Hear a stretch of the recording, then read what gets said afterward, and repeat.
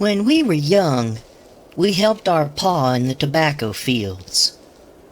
Ma died when Henrietta was 4, and we became too much for pa to handle, so he sent us away to live with our grandfather.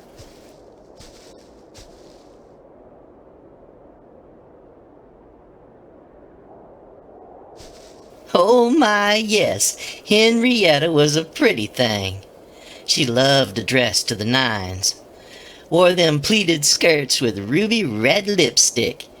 She had the most pretty hazel eyes. After she done had some kids and got married, she got a lump in her belly.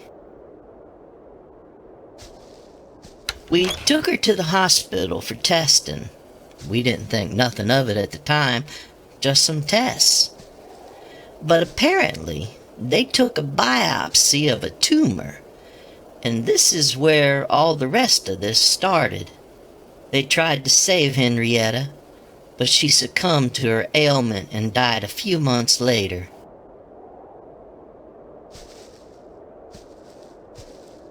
Now this is where it gets weird.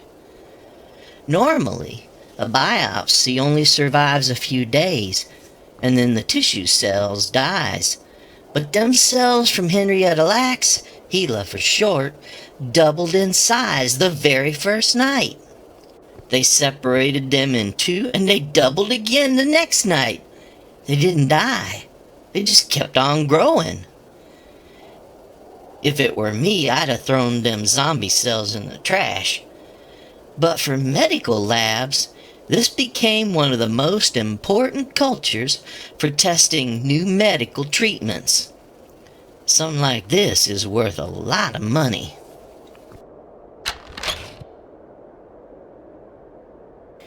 HeLa cells was used to develop the polio vaccine, and they've been used to fight cancer and HIV.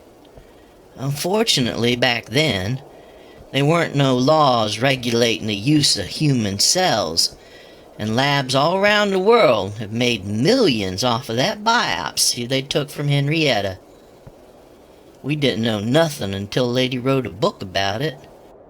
Now, them labs has been helping our family financially, but nothing compared to how much Henrietta Lacks has helped the world. She always wanted to help others. In a real way, my sister's still alive.